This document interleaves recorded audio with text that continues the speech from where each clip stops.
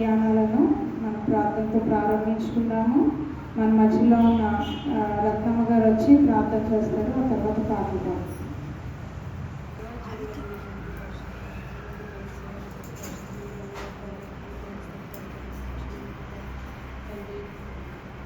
గడిచిన ఉదయకాల సమయం నుంచి ఇప్పటి వరకు మమ్మల్ని చల్లలేని లోకం చాటును కాచి సాయంకాలం దినాన ప్రభా మేము 35వ రోజు శిల్వ ధ్యానాన్ని ధ్యానించుకున్నట్టుకు మమ్మల్ని నడిపించిన విధానాన్ని బట్టి స్తోత్రాలు చెల్లిస్తున్నాను ప్రభా. తండ్రి మరి ఈరోజు రావాలని ఆశ కలిగిన ప్రతి ఒక్క బిడ్డల సమయానికి వచ్చేటప్పుడు కృప చూపించండి ప్రభా. స్తోత్రాలు చెల్లిస్తున్నాను. అవును పాటలు పాడుతుందో బిడ్డలతో చక్కని స్వరాలను దయచేయడం ప్రార్థిస్తున్నాను ప్రభా. అవును ప్రభా, ప్రభా ఎలా జీవిస్తే మేము దగ్గరగా ఉంటాము ప్రభా, ఎలా జీవిస్తే మేము నీతో సత్సంబంధం కలిగి జీవిస్తాము, నీ స్వాతంత్రంలో ఎలా జీవిస్తే నీ స్వర్గంలోకి వస్తాము ప్రభా. మరి మాకు ప్రతిరోజు బయలుపరుస్తున్న విధానాన్ని బట్టి వాళ్ళు నడుస్తున్నాం. ఇంకా ప్రభావం మిమ్మల్ని మేము సరి చేసుకున్నాం ప్రభా. మీరు మమ్మల్ని ఇంకా సహోదయంలో నడుస్తున్న విధానాన్ని బట్టి నడుస్తున్నాం ప్రభా. తండ్రి 35వ రోజు శివజనం ధ్యానించుకొని ప్రభా, నీ ఆత్మని మా మధ్యలో నుంచి ప్రభా చక్కగా జరిపించుకున్నట్టు గుర్తింపు చూపించుకొని ప్రార్థిస్తున్నాను ప్రభా. తండ్రి మీరే మీ ఆత్మని మా మధ్య నుంచి మరి మా ప్రభా గ్రామంలో ప్రార్థించినట్టుకుంటున్నాను స్వామి. ఆశ్చర్యమైన ప్రేమ, కల్వరిలోని ప్రేమ. ఆశ్చర్యమైన ప్రేమ, కల్వరిలోని ప్రేమ, మరణము కంటే బలమైన ప్రేమది, నన్ను జయించని ప్రేమ. మరణము కంటే బలమైన ప్రేమది, నన్ను జయించని ప్రేమ. ఆశ్చర్యమైన ప్రేమ, పరమును వీడిన ప్రేమ, ధరలో పాపిని వెదకిన ప్రేమ. పరమును వీడిన ప్రేమ, ధరలో పాపిని వెదకిన ప్రేమ. నన్ను కరుణించి ఆదరించి చెరలించి నిత్య జీవమిచ్చే. నన్ను కరుణించి ఆదరించి చెరలించి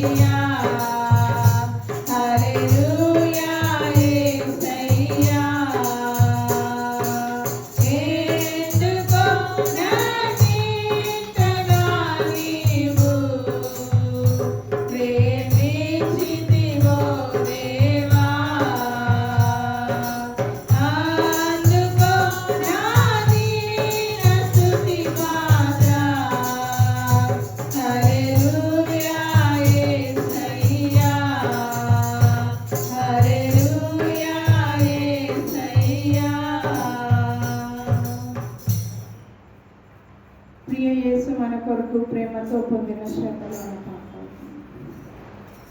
ప్రియ యేసు మన కొరకు ప్రేమతో పొందిన శ్రమలు కాంచగా కల్వరి దృశ్యం కారెను కల్లల రుధిరం కాంచగా కల్వరి దృశ్యం కారెను కల్లల రుధిరం ప్రియ యేసు మన కొరకు ప్రేమతో పొందిన శ్రమలు కాంచగా కల్వరి దృశ్యం కారెను కల్లల రుధిరం కాంచగా కల్వరి దృశ్యం కారెను కల్లల రుధిరం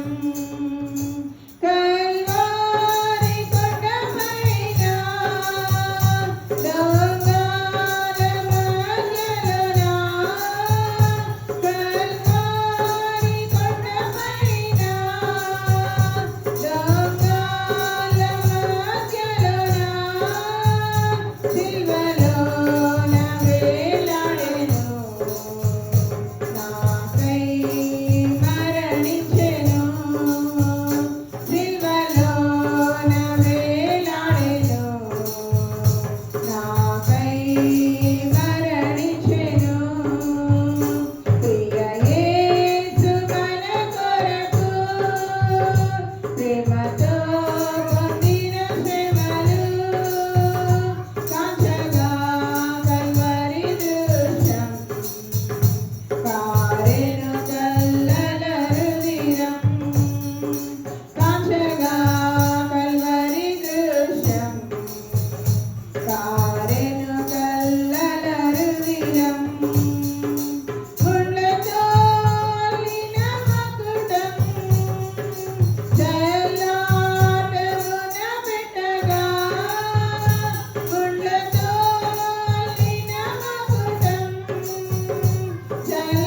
జయలాటమున పెట్టగా శ్రవించే పరిశుద్ధ రక్తం ధరించే నా హృదయం శ్రవించే పరిశుద్ధ రక్తం ధరించే నా హృదయం ప్రియ యేసు మన కొరకు ప్రేమతో పొందిన శ్రమలు కాంచగా కల్వరి దృశ్యం కారెను కల్లల రుధిరం కాంచగా కల్వరి దృశ్యం కారెను కల్లల రుధిరం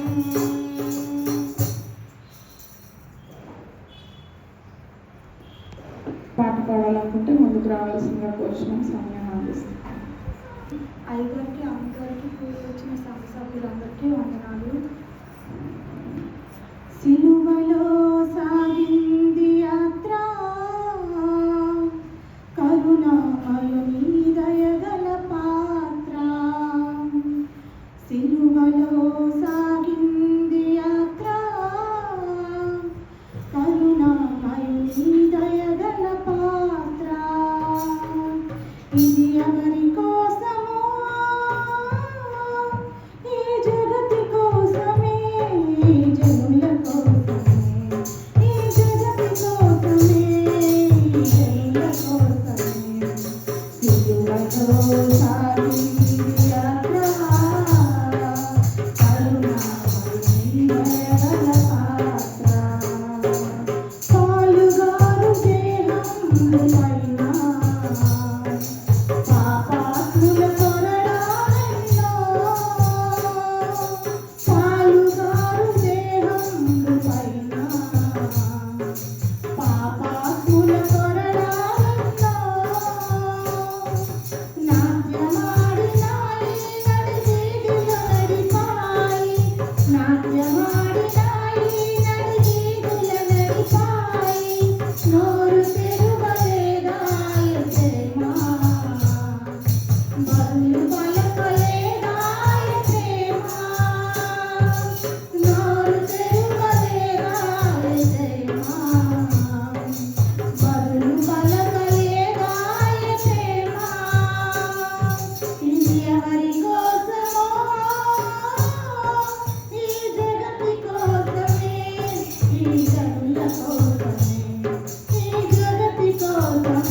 జనుల కోసమే వెనుక నుంచి తన్నింది ఒకరు తన ముందు నిలచి నవ్వింది మరి ఒకరు వెనుక నుంచి తన్నింది ఒకరు తన ముందు నిలచి నవ్వింది మరి ఒకరు బంధులాడినారు బాధలను పెట్టినారు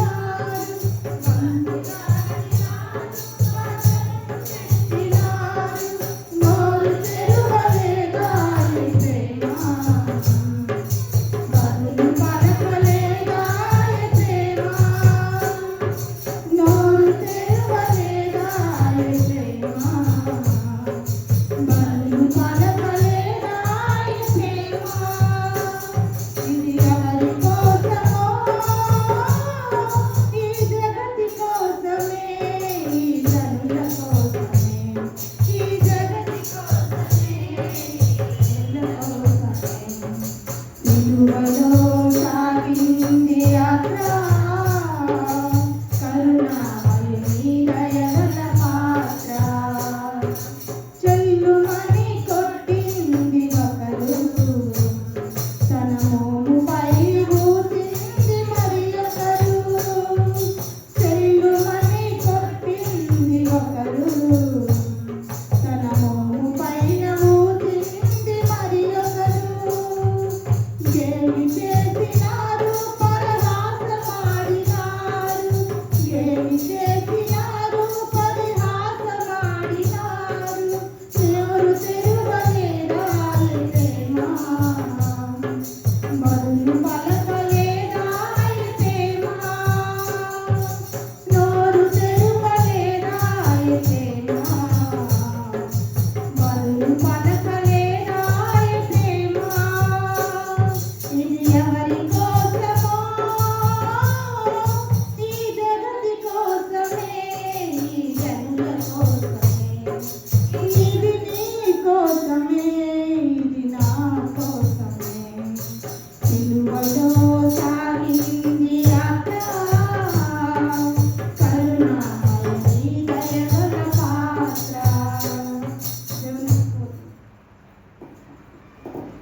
వాడు వినిపించిన సహోదరి శిరీష గారికి ప్రత్యేకమైన వందనాలు తెలియజేస్తూ ఈ యొక్క సమయంలో దేవుని యొక్క వాక్యాన్ని మనం ధ్యానించుకుందాం. మన మధ్యలో వసంత సిస్టర్ గారు ఉన్నారు. వారు ముందుకు వచ్చి ప్రార్థన చేసిన తర్వాత దేవుని యొక్క వాక్యాన్ని ధ్యానించుకుందాం.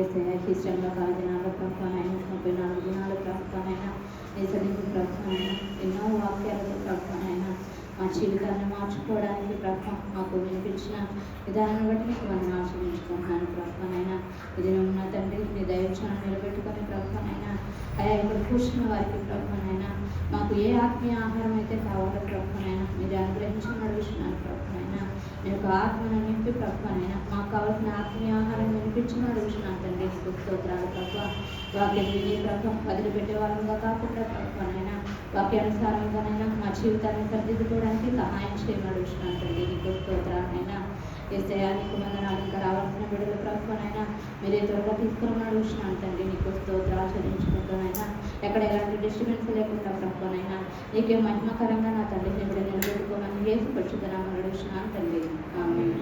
అధ్యాయము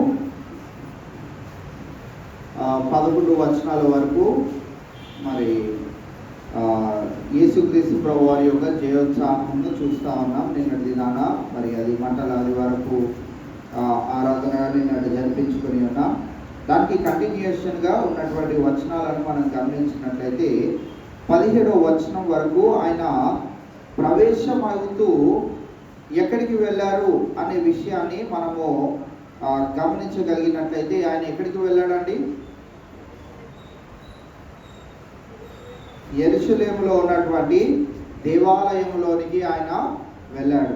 12వ వచనం నుండి 17వ వచనం వరకు ఆ విషయాలను మనము గమనించవచ్చు. అయితే మనం అక్కడ చూసినట్లయితే ఆయన దేవాలయంలోనికి వెళ్ళినప్పుడు మరి అక్కడ క్రయ విక్రయములు చేయువారందరినీ వెళ్ళగొట్టి ఆ యొక్క పనిని జరిగించవలసి వచ్చింది.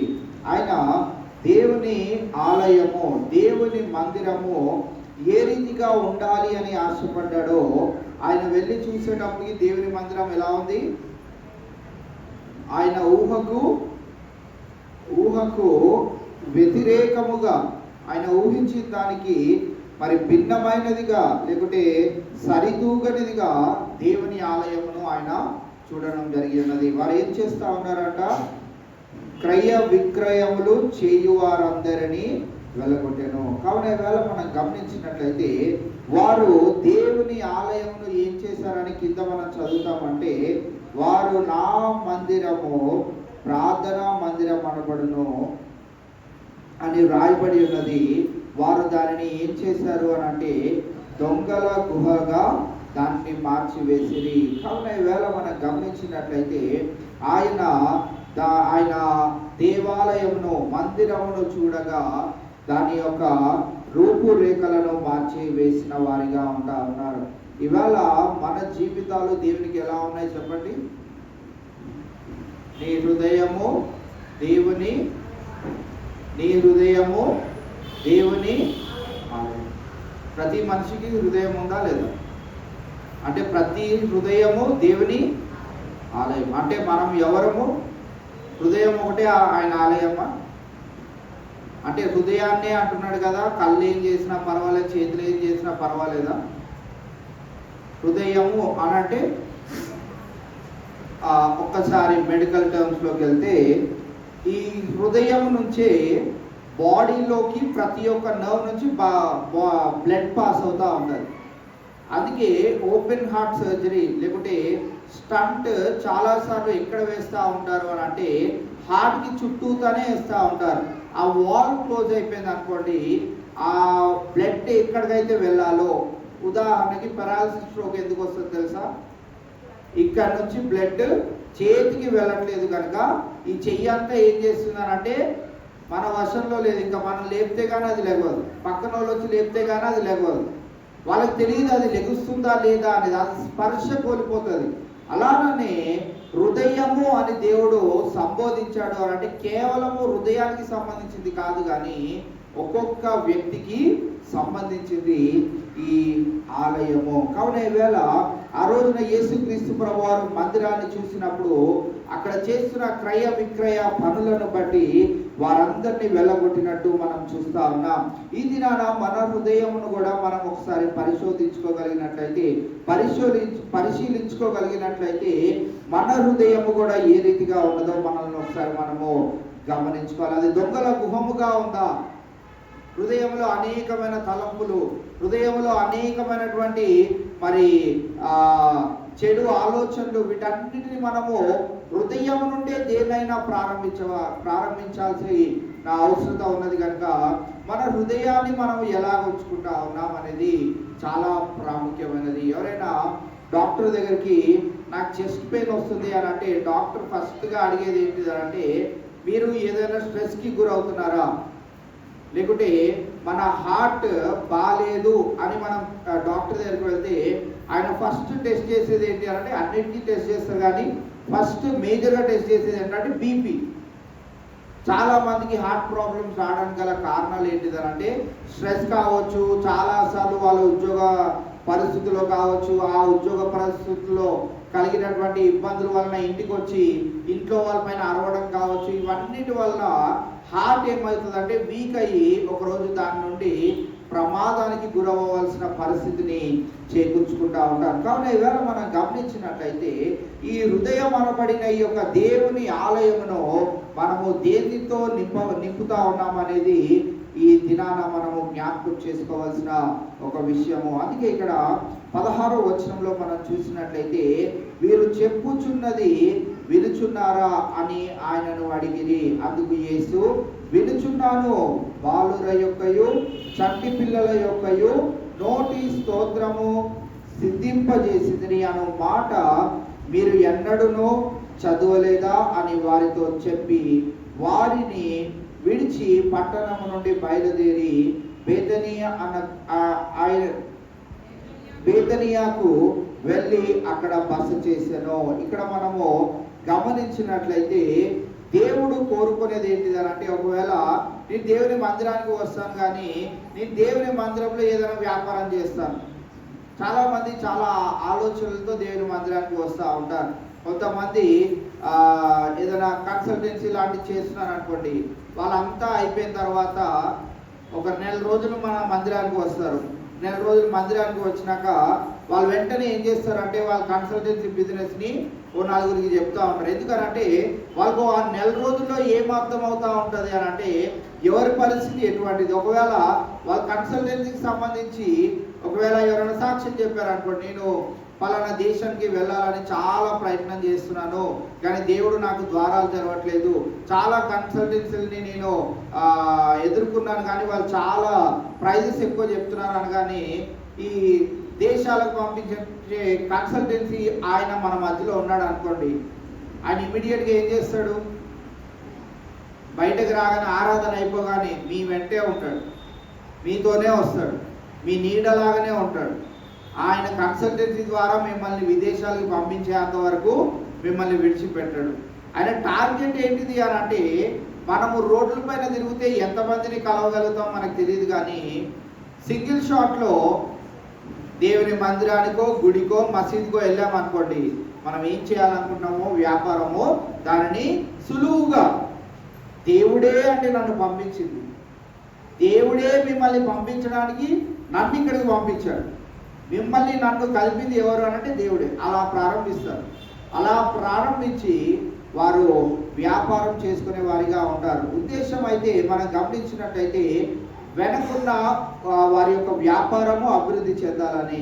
ఆ రీతిగానే మనము గమనించినట్లయితే ఒకవేళ మనము దేవుని మందిరానికి వచ్చి మనము ఆయన పైన శ్రద్ధ నిలుపకుండా వచ్చాము, మనం మళ్ళీ వెళ్ళిపోయే లోపు మనము కలవాల్సిన వాళ్ళందరినీ కలిసేసి మాట్లాడేసి చెప్పాలనుకుంది అంతా చెప్పేసి ఆరాధన అయిపోగానే మళ్ళీ మనం ఇంటికి వెళ్ళిపోవాలి. ఇంకా టైం వేస్ట్ చేసుకోవద్దు. మధ్యలో ఆరాధన అయిపోయిన తర్వాత ఒక అరగంట సేపు ఉండి వారితో మాట్లాడి వెళ్దామని అక్కడ టైం వేస్ట్ చేసుకోవద్దు అని దేవుని మందిరంలో ఉన్న సమయాన్ని వ్యర్థంగా పోగొట్టి కొంతమందిని మనం చూస్తూ ఉంటాం. కావున ఈవేళ మన హృదయములలో అనేకమైనటువంటి మరి ఆలోచనలు, మన హృదయంలో అనేకమైనటువంటి చెడు విధానాలను మనం పెట్టుకొని దేవుని మందిరానికి వచ్చినట్లయితే దేవుడు అంటాడు, నీ ఆరాధన, నీ స్తుతి, నీ వాక్యము, నీ పాటలు ఏది నాకు వద్దే వద్దు. నేను ఎవరితో చేయించుకుంటాను? బాలుర యొక్కయు పసిపిల్లల యొక్కయు. బాలుర యొక్కయు పసిపిల్లల యొక్కయు అని ఎందుకు అన్నాడంటే యేసుక్రీస్తు ప్రభువారు దేవాలయంలో ఉన్నప్పుడు చాలా మంది వారి పిల్లలను దేవుని దగ్గరికి, యేసుక్రీస్తు ప్రభువారి దగ్గరికి తీసుకొని రావాలని ఆలోచన చేసినప్పుడు శిష్యులు అడ్డగించారు. శిష్యులు అడ్డగించినప్పుడు శిష్యులతో చెప్పిన మాట ఏంటిది అని అంటే చంటి పిల్లలను నా యొద్దకు రానివ్వుడి, పరలోక రాజ్యము ఇటువంటి వారిది. పరలోక రాజ్యం ఇటువంటి వారిది అనడానికి గల కారణం ఏంటిది అని అంటే బాలురు, పసిపిల్లలు వారు ఒకరికి హాని చేయాలని, ఒకరిని మోసం చేయాలని, ఒకరిని వ్యర్థమైన మార్గంలో నడిపించాలని, ఒకరిని తప్పుద్రోవ పట్టించాలని అలాంటి ఆలోచనలు ఏవి వారు కలిగి ఉంటారు. వారు ఎక్కడ ఉన్నా కానీ వారి సర్కిల్ ఎలా ఉందో అలానే ఉంటారు. కావున మనము ఎదిగే కొద్దీ ఈ లోకపు జ్ఞానాన్ని పొందుకుంటా ఉన్నాం కనుక చాలా విభిన్నమైనటువంటి దేవునికి అయిష్టమైనటువంటి హృదయ తలంపులను మనం కలిగి ఉంటాం. కావున ఈవేళ బాలుల యొక్కయు పసిపిల్లల యొక్కయు అని ఎందుకు అని యేసుక్రీస్తు ప్రభువారు సెలవిచ్చారు అని అంటే ఆయన పసిపిల్లల యొక్క మనస్తత్వాన్ని ప్రతి ఒక్కరము కలిగి ఉండాలని ఆశపడడం మనం చూస్తా ఉన్నాం. ఎందుకు పసిపిల్లల యొక్క అంటే ఎలాంటి నిష్కలంకమైనటువంటి, ఎలాంటి నిష్కాపట్యమో వారి మనసులో కానీ హృదయంలో కానీ ఉండకుండా వీరు మనకి సంబంధించిన వాళ్ళు కాదు, వీరు ఫలానా డినామినేషన్ అంట, ఫలానా కులం వారంట, ఫలానా ప్రాంతం వారంట, మనవారు కాదు అన్నట్లుగా వారు ఒక భేదాలు ఏమియో కలిగి ఉంటారు. వారి స్నేహితులు అంటే అందరూ స్నేహితులే. కావున ఈవేళ మనము గమనించినట్లయితే ఇక్కడ బాలుల యొక్కయు పసిపిల్లల యొక్కయు నోటి స్తోత్రము సిద్ధింపజేసింది అని ఎందుకు ఇక్కడ రాయబడి ఉన్నది అని అంటే, నాకు మీరు చేసే పనులేవి నచ్చట్లేదు, నాకు ఎవరివి నచ్చుతా ఉన్నాయి అని అంటే పసిపిల్లలవి నచ్చుతా ఉన్నాయి. ఎలాంటి కలంకము లేనటువంటి, ఎలాంటి చెడు ఆలోచన లేనటువంటి స్తోత్రంలే నాకు కావాలి. దేవుని మందిరానికి మనం వచ్చినప్పుడు కూడా దేవుని దగ్గర మనము ఏ రీతిగా ఉండకూడదు అని అంటే, మనము వ్యాపారస్తుల వలె మనము దేవుని మందిరానికి వచ్చి నేను ఏ లాభం పొందుకోవాలి, ఏ లబ్ధి పొందుకోవాలి, ఏం చేయాలి అనే ఆలోచనతో మనం దేవుని మందిరానికి రాకూడదు. అందుకే చాలాసార్లు ఉదాహరణలు చెప్తా ఉంటాను. చాలామంది దేవుని మందిరానికి ఎందుకు వెళ్తూ ఉంటారు అని అంటే, నా అప్పుల బాధలు తీరుతాయి, నాకున్న అనారోగ్య పరిస్థితుల నుంచి బయటకు వస్తాను, నాకున్నటువంటి ఇంకో సమస్య నుండి బయటకు వస్తాను. అది మనలో కరెక్ట్గా, మనలో డైరెక్ట్గా వచ్చిన తలంపు కాదు. అది ఎవరో మనకి చెప్పారు. ఏమని చెప్పారు? యేసయ్యను నమ్ముకుంటే నీ అప్పులు, యేసయ్యను నమ్ముకుంటే నీ ఆరోగ్యము మెరుగవుతుంది, యేసయ్యను నమ్ముకుంటే నిజమే ఆయన చెయ్యలేనిది అంటూ ఏదీ లేదు. కానీ ఆయన నమ్ముకున్న తర్వాత మనం ఎలాగుండాలి అని అంటే, మన విశ్వాసాన్ని ఎక్కడ కూడా మరి ఆయనకు వ్యతిరేకమైనదిగా జరిగించుకోకుండా దానిని కాపాడుకోవలసిన వారమై ఉంటాం.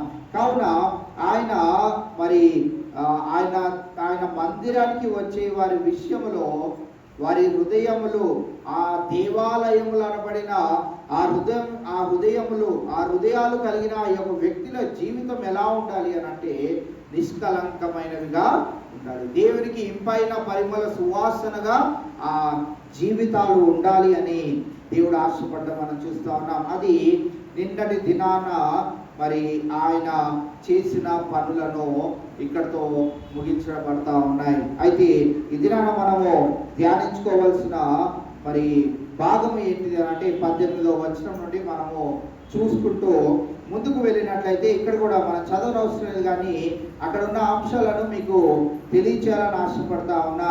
ఉదయమందు ఆయన నిన్నటి దినాన ఏం చేశాడంటే, బేతనియాకు వెళ్ళి అక్కడ బస చేశాను. యెరూషలేము నుండి మళ్ళీ తిరిగి ఆయన ఎక్కడికి వెళ్ళాడు? బేతనియాకు వెళ్ళాడు. బేతనియాకు ఎందుకు వెళ్ళాడు? ఎవరున్నారు అక్కడ? ఎవరున్నారు? మార్తా, మరియా, లాజరు వారు ఉన్నారు. వారు చాలా సన్నిహితులు, వారు అతీతముగా ప్రేమించిన వారు. అందుకే లాజరును లేపడానికి గల కారణాల్లో ఒక కారణము ఏంటిది అని అంటే, ఆ లాజరు చనిపోయాడని తెలిసిన వెంటనే యేసుక్రీస్తు ప్రభువారు అక్కడికి వెళ్ళి కన్నీరు విడిచాడు అనే మాట ఎందుకు రాయబడి ఉన్నదంటే, వారి మధ్యలో ఉన్నటువంటి ఆ బంధం అటువంటిది. కావున ఆయన యెరూషలేములోనికి వచ్చాడు, తిరిగి బేతనియాకు వెళ్ళి అక్కడ బస చేశాను. అయితే మరుసటి దినము అనగా ఈరోజు సోమవారము ఏమవుతుందో మనం చూస్తా ఉన్నాం. ఉదయమందు పట్టణమునకు మరలా వెలుచుండగా ఆయన ఆకలిగొనెను. బైబిల్ గ్రంథం మనకి స్పష్టంగా తెలియజేస్తా ఉన్నది. ఆకలి అనంటే 2 విషయాలకి సంబంధించింది. ఒకటి మన కడుపును నింపేది. ఆకలి వేస్తుంటే ఏం పరిగెడుతున్నాయి అంటాం మనము? కొంచెం ఆలస్యం అవుతే ఎలకలు పరిగెడుతున్నాయి అంటాం. కాస్త అన్నం వేయగానే ఏమవుతుంది? ఆ ఎలకలన్నీ పరిగెట్టేసినట్టే మళ్ళీ ఎక్కడో దాక్కుంటాయేమో, మళ్ళీ పరిగెట్టే అంతవరకు రాత్రి వస్తూ ఉంటుంది. సో ఒక ఆకలి కడుపు నింపేదైతే, ఇంకో ఆకలి దేనికి సంబంధించింది? ఆత్మల సంపాదన యొక్క ఆకలి మనము కలిగి ఉండాలి. ఇక్కడ మనం గమనించినట్లయితే యేసుక్రీస్తు ప్రభువారు శరీరానికి సంబంధించిన ఆకలి గురించి ఇక్కడ ప్రస్తావిస్తూ దాన్ని ఏ ఆకలిగా ఆయన తెలియజేస్తా ఉన్నాడో మనము చూస్తూ ముందుకు వెళ్దాం. ఇక్కడ పట్టణమునకు మరలా వెళ్ళుచుండగా ఆయన ఏమవుతున్నాడంట? ఆకలి కొనిన, అందరిలాగానే ఆకలి కొన్నాడు. ఆకలి కొనినప్పుడు అల్లంత దూరాన ఉన్నటువంటి ఒక చెట్టును చూశాడు. ఆ చెట్టు ఏంటిది? అంజూరపు చెట్టు. అంజూరపు చెట్టును చూసినప్పుడు ఆయన దూరముగా ఉండి, ఒకసారి ఆ మాటలు కూడా మనం చూసినట్లయితే, అప్పుడు త్రోవ పక్కన ఉన్న ఒక అంజూరపు చెట్టును చూచి దాని యొద్దకు రాగా దాని యందు ఆకులు తప్ప మరి ఏమీయో కనబడలేదు గనుక దానిని చూచి ఇక మీదట ఎన్నడికి నీవు కాపు కాయకుదువు గాక అని చెప్పెను. అక్కడ మనము గమనించినట్లయితే ఆయన మరి ఆకలి కొనినప్పుడు వెంటనే ఆయన చూడగా ఒక చెట్టు కనిపించింది. ఆ చెట్టు ఏంటిది? అంజూరపు చెట్టు. అంజూరపు చెట్టు ఆకలి కొనినప్పుడు ఆయన దానిని చూసినప్పుడు అక్కడ ఏముండాలని ఆలోచన? పళ్ళు ఉండాలి అని ఆలోచన. దాని దగ్గరికి వెళ్ళగానే ఆ చెట్టును చూడగానే దానికి ఏం లేవు? ఆకులు తప్పితే కాయలేవి లేవు. కాయలు లేకపోవడం వల్ల ఆయన దాన్ని ఏమన్నాడంటే తక్షణమే ఆ అంజూరపు చెట్టు ఎండిపోయెను. ఆయన దాన్ని శపించిన వెంటనే ఆ అంజూరపు చెట్టు తక్షణమే ఎండిపోవడం మనము చూస్తా ఉన్నాం. దానికి మరి ఆయన చెప్తున్న మాట ఏంటిదంటే, శిష్యులు అది చూసి ఆశ్చర్యపడి అంజూరపు చెట్టు ఎంత త్వరగా ఎండిపోయేనని చెప్పుకొనిది. అందుకు యేసు, మీరు విశ్వాసము కలిగి సందేహింపకుండిన ఎడల ఈ అంజూరపు చెట్టునకు జరిగిన దానిని చేయుట మాత్రమే కాదు, ఈ కొండను చూచి నీవు ఎత్తబడి సముద్రంలో పడవేయబడదు గాక అని చెప్పిన ఎడల అలాగు జరుగునని మీతో నిశ్చయముగా చెప్పుచున్నాను. ఇక్కడ మనము గమనించినట్లయితే అంజూరపు చెట్టు గురించి యేసుక్రీస్తు ప్రభువారు సెలవు ఇవ్వాలనుకుంటున్న మాట ఏంటిది అని అంటే, దేవుని ఆలయమును ఆయన అలాగ ప్రవేశమయ్యి యెరూషలేములోనికి వెళ్తున్నప్పుడు అంత దూరం నుంచి దేవుని ఆలయం చూడగా, దేవుని మందిరం చూడగా అది ఎంతో చక్కగా, ఎంతో మంచి రూపురేఖలతో నిర్మింపబడిన మందిరంలాగానే కనపడింది. అయితే దాని దగ్గరికి వెళ్తే కానీ తెలియలేదు దానిలో దేవుని యొక్క మహిమ లేదు, దేవుని యొక్క ఆత్మ అక్కడ లేదని, దేవుని యొక్క ప్రసన్నత అక్కడ లేదనే సంగతి ఆయన దగ్గరికి వెళ్ళి చూసేంత వరకు అంజూరపు చెట్టుని అక్కడ సాదృశ్యంగా ఏమని తెలియజేస్తున్నాడంటే, అంత దూరం నుంచి చూసినప్పుడు నాకు ఆకలి కలిగినప్పుడు అంజూరపు చెట్టు కనిపించింది. అంజూరపు చెట్టు కనిపించగానే నాకు ఆకలి తీర్చే చెట్టు నాకు దొరికింది అని ఆశపడ్డప్పుడు దాని దగ్గరికి వెళ్ళి చూస్తే దాంట్లో ఏం లేదు, ఫలము. కావున ఈవేళ మన జీవితాలను కూడా మనం ఒకసారి గమనించినట్లయితే అంజూరపు చెట్టు దూరం నుంచి చాలా అద్భుతంగా కనిపించింది, కానీ ఎంత అద్భుతంగా కనిపించినా దేవునికి కావాల్సింది మనలో లేకపోతే అది ఆ జీవితము ఎన్ని సంవత్సరాలు బ్రతికినా వ్యర్థమే. ఆ విషయాన్ని యేసుక్రీస్తు ప్రభువారు తెలియచేయాలనుకుంటున్నారు. ఆయన ఆ శరీరానికి సంబంధించిన ఆకలి నుండి మనల్ని అందరినీ ఎక్కడికి తీసుకెళ్లాలనుకుంటున్నాడు అంటే, ఆత్మీయ సంబంధమైనటువంటి ఆకలి కలిగిన వారంగా మనము జీవించాలని. ఇవాళ మనము చూసినట్లయితే మీరు ఈ లోకంలో ఏమన్నా చేయండి, ఆత్మీయ ఆకలిని మీరు తృప్తిపరచలేదు. ఆత్మీయ ఆకలిలో మనం అనుకునేవి ఏంటి అని అంటే, దేవుని మందిరంలో మరి కానుకలు ఇవ్వడము ఆయనను తృప్తిపరచడం అనుకుంటా ఉంటాం. దేవుని మందిరంలో మనము దేవుని పనులన్నీ చేయడము ఆకలిని తృప్తిపరిచిన వారం అనుకుంటాం.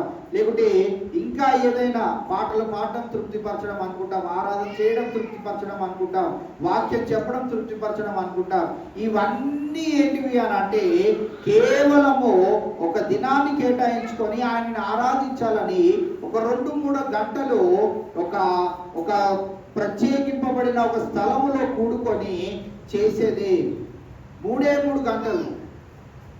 మిగతా గంటలన్నీ మనము ఆత్మల సంపాదన యొక్క ఆకలి కలిగిన వారిగా ఉండాలి. ఏది బాగా తృప్తినిస్తుంది అని అంటే, ఇవన్నీ కూడా దేవునికి తృప్తినిస్తాయి. పాటలు పాడడం అన్ని తృప్తినిస్తాయి, కానీ అవన్నీ సెకండ్ లెవెల్లోనే.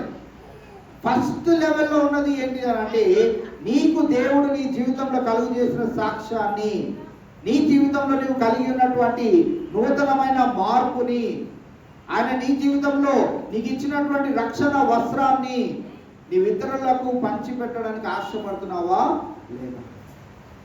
నేను దేవుని ఆరాధిస్తున్నానండి, ప్రతి ఆదివారం దేవుని మందిరానికి వెళ్తానండి, ఈ 40 దినాలు మానకుండా దేవుని మందిరానికి వెళ్ళానండి, ఆయన తృప్తిని ఇవ్వనే. ఇది కేవలము మన గురించి మనము రావడమే. దేవుని మందిరంలో కాసేపు గడిపితే దేవుడు నా హృదయ వాంఛలను తీరుస్తాడేమో అని ఆశపడి రావడమే. ఆయనకి తృప్తినిచ్చేది ఏంటిది అని అంటే ఆత్మల సంపాదన యొక్క ఆకలిని మనము తీర్చుకొని మన ఆత్మను కూడా తృప్తిపరిచే వారిగా, ఆ ఆత్మ కూడా మనలో ఉన్న పరిశుద్ధాత్ముడు కూడా చాలాసార్లు ఎలకలు పరిగెట్టినట్టు పరిగెడతా ఉన్నాడు. మన కడుపునే మనం చూసుకుంటా ఉన్నాం, ఎలకలు పరిగెడుతున్నాయి అనుకుంటున్నాం. మన ఆత్మలో కూడా చాలా ఎలకలు పరిగెట్టి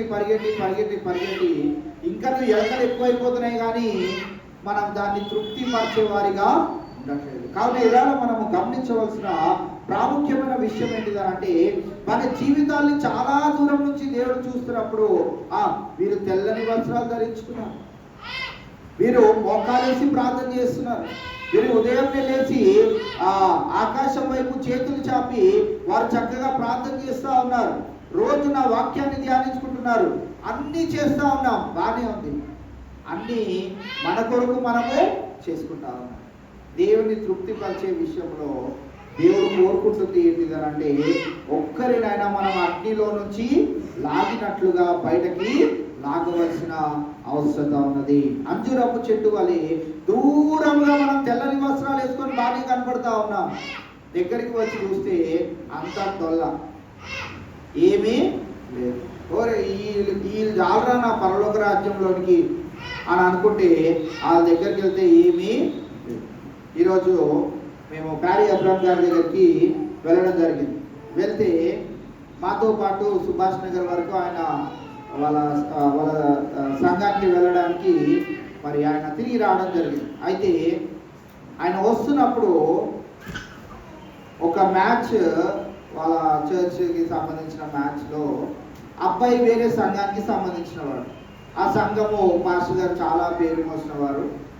ఆ సంఘంలో ఉన్న విశ్వాసులైనటువంటి వీరు పెళ్ళి అనేది వచ్చేటప్పటికి వాళ్ళు చేసిన తతంగము, వాళ్ళు చేసిన వ్యవహారాలు, వారు మాట్లాడిన తీరు, ప్యారీ అబ్రామ్ గారికి అయితే అరే వారి దైవజనులు అంత బాగా బోధిస్తే విశ్వాసులేంటి ఇలా ఉన్నారు అన్నంత మార్పును చెందొచ్చు. మందిరాన్ని, సేవకుడిని చూసినప్పుడు దేవునికి బాగానే ఉంటుంది. ఆ సంఘములో ఉన్నవారు చేసే క్రయ విక్రయమైనటువంటి పనులను చూస్తే అంజూరపు చెట్టు వల్ల చాలా దూరం నుంచి చాలా అద్భుతంగా సంఘము కనపడతా ఉన్నది. దగ్గరికి వచ్చి చూస్తే, ఆయన మన మధ్యలోనికి వచ్చి చూస్తే ఇక్కడ ఏమీ లేదు, అంతా తెల్ల బట్టలు. అందుకే నేను చాలాసార్లు చెప్తాను, తెల్ల బట్టలు వేసుకొని వెళ్ళిపోయే ప్రతి ఒక్కడు పరిశుద్ధుడు కానీ అలా అని మొత్తం నల్ల బట్టలు వేసుకొని వెళ్ళేవాడు సంపూర్తిగా పాపి అని ఎక్కడా లేదు. వాడికి నచ్చి నాకు బ్లాక్ అంటే చాలా ఇష్టం అని అంటే మనమోరం ఆపడానికి వేసుకున్న బట్టల్లో ఏమీ లేదు. ఆయన చూసేది ఏంటిదనంట, బాహాటముగా కనిపించే మన సౌందర్యం ఆయన చూడడు. ఆయన ఏం చూస్తాడు అని అంటే నీ లోపల విరిగి నలిగిన హృదయం నీవు కలిగి ఉన్నావా లేదు.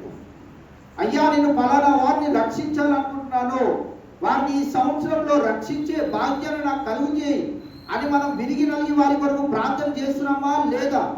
లేకుంటే సెల్ఫ్గా నాకు ఆరోగ్యం ఇవ్వు, నాకున్న సమస్యలు నన్ను తృప్తిపరచు, ఎంతసేపు మన సెల్ఫ్గా మన గురించి మనము ప్రార్థన చేసుకున్నామా? లేకుంటే ఇతరుల కొరకు? అందుకే యూదా పత్రికలో కొందరినైనా అగ్నిలో నుండి, కాలిపోతున్న అగ్నిలో నుండి బయటకి లాగినట్లు మనము ప్రయాసపడవలసిన అవసరత ఉన్నది.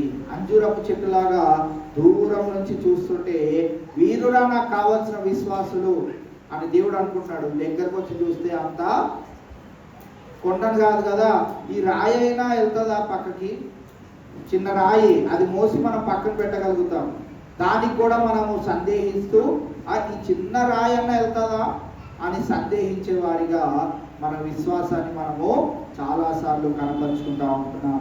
కావున ఈవేళ మనం గమనించినట్లయితే యేసుక్రీస్తు ప్రభువారు ఇక్కడ అంజూరపు చెట్టు గురించి తెలియజేస్తూ మనల్ని ఎక్కడికి నడిపించాలనుకుంటున్నాడు అని అంటే మన విశ్వాస ప్రయాణము చాలా గొప్పదిగా ఉండాలి. మన విశ్వాసము నిమిత్తమైన ఆలోచన చాలా గొప్పదిగా ఉండాలి. ఎందుకు అనంటే దాని వెనకాల ఉండి కార్యము జరిగించే దేవుడు అంత గొప్ప దేవుడు. నీ విశ్వాసం తక్కువగా ఉందంటే నువ్వేం చేస్తా ఉన్నావు అంటే నీ గురించి నువ్వు తెలియజేయట్లేదు, కానీ ఆ కార్యము ఆ విశ్వాసం వెనకాల ఉన్న కార్యము జరిగించే దేవుని కూడా నువ్వేం చేస్తున్నావు అంటే తక్కువ వానిగా చూపెడతావు. అబ్బో క్యాన్సరా అండి, క్యాన్సర్ చాలా ప్రమాదమైన రోగం అండి, అది తగ్గదు అని మనమే చెప్పామనుకోండి ఎలా ఉంటుంది? మా బంధువులు ఒకరు ఉన్నారండి, వాళ్ళు ఇలాంటి క్యాన్సర్ వచ్చి చనిపోయారండి, బతకలేదు అని అన్నాం అనుకోండి, మనం ఏం చేస్తున్నట్టు చెప్పండి? ఏం చేస్తున్నట్టు? బలపరుస్తున్నాం అనుకుంటున్నాం. మనం వాళ్ళని బలపరుస్తున్నాం. మీరు రెడీ అయిపోండి, ఇంకా రేపో మాపో అన్నాడు కదా డాక్టర్, 2 రోజుల్లో చనిపోతారేమో అని. చూస్తుంటే నాకు చాలా వీక్గా ఉన్నారు, జుట్టంతా ఊడిపోయింది, బాడీలో పార్ట్స్ అన్ని పాడైపోయి ఉంటాయి, తిండి కూడా తినట్లేదు, కనుక రేపో మాపో సిద్ధమైపోండి అని వారిని బలపరుస్తున్నాం అనుకుంటున్నామేమో, కానీ వాస్తవానికి మనం గమనించినట్లయితే వారికి వెళ్ళి నా దేవుడు ఇంత చిన్నవాడు, నా దేవుడు ఏమి చెయ్యలేడు అని చెప్పకయే మనము వారికి చెప్తున్న వారంగా ఉంటాం. కావున ఈవేళ మనం గమనించినట్లయితే ఈ అంజూరపు చెట్టుకు మనము చూసినట్లయితే 21వ వచనంలో అందుకు యేసు మీరు విశ్వాసము కలిగి సందేహింపకుండిన ఎడల ఈ అంజూరపు చెట్టునకు జరిగిన దానిని చేయుట మాత్రమే కాదు, ఈ కొండను చూచి నీవు ఎత్తబడి సముద్రంలో పడవేయబడదు గాక అని చెప్పిన ఎడల అలాగు జరుగునని మీతో నిశ్చయముగా చెప్పుచున్నాను. మరియు మీరు ప్రార్థన చేయనప్పుడు వేటిని అడుగుదురో అవి దొరికినవని నమ్మిన ఎడల మీరు వాటన్నిటిని పొందుదురని వారితో చెప్పాను. మొట్టమొదటిగా మనం ప్రార్థన ప్రారంభించక ముందే మన మధ్యలో ఉన్నటువంటి తలంపులన్నీ మనం ఏమనాలి? అయ్యా నేను ఆల్రెడీ నాకున్న సమస్య ఆల్రెడీ తీరిపోయింది, నాకున్న అనారోగ్య పరిస్థితి ఆల్రెడీ పోయింది. వాస్తవానికి పోయిందా? బయట కనిపించడం పోయిందా? మన దగ్గు తగ్గిందా? దగ్గుతూనే ఉన్నాం, కానీ దేవుని దగ్గర రోజువారీగా ప్రార్థనలో ఏమని చెప్తున్నామంటే నా దగ్గు తగ్గిపోయింది, నాకున్న రోగము పోయింది, నాకున్న సమస్య నీ నామంలో తొలగిపోయింది అంటే ఏమవుతుందంట? ఆ కార్యము జరగకపోవచ్చు, ఆ కార్యం ఆలస్యం అవ్వచ్చేమో, కానీ నీలో ఉన్న విశ్వాసం ఏమవుతుంది? బలపరచబడుతుంది. నీ విశ్వాసము, నీ సాక్ష్యము ఇతరులకు చెప్పినప్పుడు వారు కూడా నీవు నమ్మిన దేవుడిని ఏ రీతిగా కొలుస్తారు అని అంటే వారి దేవుడు చాలా ఘనమైన దేవుడు, వారి దేవుడు చాలా ఉన్నతమైన దేవుడు, వారి దేవుడు చేయలేనటువంటి కార్యాలు ఏమీ లేవు. అందుకే కదా మీరు తగ్గకముందే ఏమంటున్నారు అంటే నాకు ఆల్రెడీ తగ్గిపోయింది, నా దేవుడు నాకు స్వస్థతను ఇచ్చేశాడు. చేయాల్సిన ప్రార్థన ఏంటిదనంట? ఇస్తావా దేవా, ఇస్తావా దేవా కాదు, ఇచ్చేశాడు, నేను ఆల్రెడీ పొందుకున్నాను. కావున ఈవేళ మనం గమనించినట్లయితే మనము ప్రార్థన చేసే వేళ చాలా విశేషమైనటువంటి ప్రార్థన అనుభవాన్ని మనం కలిగి ఉండాలి. మనం పొందుకోకముందే నేను పొందుకున్నానని ఎలా చెప్పగలుగుతామనంటే అలాంటి విశ్వాసాన్ని దేవుడు మన నుండి కోరుకుంటున్నాడు. ప్రతి ఒక్కరు ప్రార్థన చేస్తున్నారు, ప్రతి ఒక్కరూ వారి యొక్క విశ్వాసాన్ని కనపరుస్తూనే ఉన్నారు. వారి విశ్వాసం అయితే ఎలా ఉంది అని అంటే అయ్యా నువ్వు ఇంకా ఎంత ఆలస్యం చేస్తావు, ఇంకా ఎన్ని రోజులు సమయం తీసుకుంటావు, ఇంకా ఎన్ని రోజుల తర్వాత నన్ను బాగు చేస్తావు, నాకున్న సమస్యను తీసివేస్తావు. దృఢమైన బలమైన సంకల్పము దేవుని ఎడల కలిగిన వారు చేసే ప్రార్థన ఏంటంటే దేవుడు నాకు ఆల్రెడీ ఇచ్చేశాడు అనే దాంట్లో మనము దేవుని పట్ల అపరిమితమైనటువంటి విశ్వాసాన్ని మనం కనపరిచే వారిగా ఉంటామనే విషయాన్ని మనం ఇక్కడ గమనిస్తూ ఉన్నాం. కావున ఇవాళ మనం గమనించినట్లయితే అంజూరపు చెట్టును ఇక్కడ సాదృశ్యంగా చూపెట్టడం మనం చూస్తూ ఉన్నాం. అంజూరపు చెట్టు దూరం నుంచి చాలా అద్భుతంగా కనపడతా ఉన్నది. దేవాలయము దూరం నుంచి చాలా అద్భుతంగా కనపడతా ఉన్నది. నీ జీవితం నా జీవితము మనం అనుకుంటా ఉన్నాం, బయటకి తెల్లని వస్త్రాలు వేసుకున్నాం కదా, నా బ్రతుకు కూడా దేవుడు ఇలానే తెల్లగుంది అనుకుంటున్నాడేమో అని మనం అనుకుంటా ఉన్నాం. ఆయన చూసేది ఏంటిది అంటే హృదయ అంతరంగాలను ఆయన చూస్తాడు. నువ్వు బయటకి ఏం వేసుకున్నా కానీ, చిరిగిపోయిన బట్టలు వేసుకున్నా కానీ దేవుడికి దానివల్ల ఏమీ ఉపయోగం లేనే లేదు. ఆయన నా హృదయ అంతరంగాలను చూస్తున్నాడు. దానిని ఆయన ఆలయముగా భావిస్తా ఉన్నాడు. దానిని దొంగల గృహగా మనం చేయకుండా దానిని ఏం చేయాలంట? ఈ నా మందిరము. ఏ మందిరం అంటున్నాడు ఆయన? ప్రార్థనా మందిరము. మనము నిరంతరము ఏ మనసుతో ఉండాలంటే యేసుక్రీస్తు ప్రభువారు కలిగి ఉన్న మనసుతోని. ఆయన ఉదయకాల సమయం అంతయు సువార్త ప్రకటన చేస్తూ ఆత్మల సంపాదన యొక్క ఆకలిలో ఆయన నివసిస్తూ ఉన్నాడు. అందుకే ఆయన చేసిన యొక్క సువార్త ప్రకటన ఈరోజు ఏమైంది? ఏడు వాటిని ఏమంటారు? 7 ఖండాలు. వాటన్నిటికీ వ్యాప్తి చెంది ఒక్క ఆయనే వచ్చాడు. ఒక్క ఆయన తీసుకొని వచ్చింది. ఈరోజు నువ్వు యేసయ్యను నమ్ముకుంటే నిన్ను చంపేస్తాను అన్నా కానీ చంపే ఆ స్థితికి వెళ్ళిపోయేటట్టు మనము చూడని యేసుక్రీస్తు ప్రభువారు అంత ఘనమైన కార్యమును జరిగించి వెళ్ళి ఉన్నాడు. నాకు తెలిసిన చాలా మంది ఉన్నారండి, యేసయ్య కార్యాలు చేయనప్పుడు వెళ్ళిపోయారంటే వాళ్ళు వచ్చిందే కార్యాలు జరిగితే ఈ దగ్గర ఉందాము లేకుంటే వెళ్ళిపోదామని. కార్యాలు జరగనంత వరకు వాళ్ళు తిరుగుతానే ఉంటారు. నిజమైన విశ్వాసి ఎవరు అని అంటే పొందకముందే పొందాలని చెప్పేవాడు. ఆ విశ్వాసము దేవుడు మన నుండి కోరుకుంటా ఉన్నాడు. కావున ఈవేళ మనము ఈ రీతిగా గమనిస్తున్న వేళ అంజూరపు చెట్టు యొక్క అనుభవాలను మనం చూస్తూ ఉన్నాం. అంజూరపు చెట్టు ఏ రీతిగా ఉన్నదో ఈ దినాన మన జీవితం కూడా బాహాటముగా బాగానే ఉన్నప్పటికీ హృదయ అంతరంగాలను పరిశీలించే దేవుని ఎదుట అది ఇష్టమైనదిగా ఉంచేవారిగా మనం ఉండాలి. రెండోదిగా మనం గమనించినట్లయితే మన విశ్వాసాన్ని కూడా మనం బలపరుచుకుంటూ నేను పొందుకోలేదు ఇంకెప్పుడు ఇస్తావు అన్నట్లుగా కాకుండా నేను ఆల్రెడీ పొందుకున్నానని బలమైన దృఢమైన విశ్వాసాన్ని మనం కలిగి ముందుకు కొనసాగే వారిగా ఉండాలని మీకు తెలియజేస్తూ ఈ మాటలను నేను ముగిస్తా ఉన్నాను. పరిశుద్ధాత్మ దేవుడు ఈ కొద్ది మాటలు మనందరి వెనుకల్లో భద్రపరిచి ఫలింపచేయును గాక. ప్రార్థన చేసుకుందాం.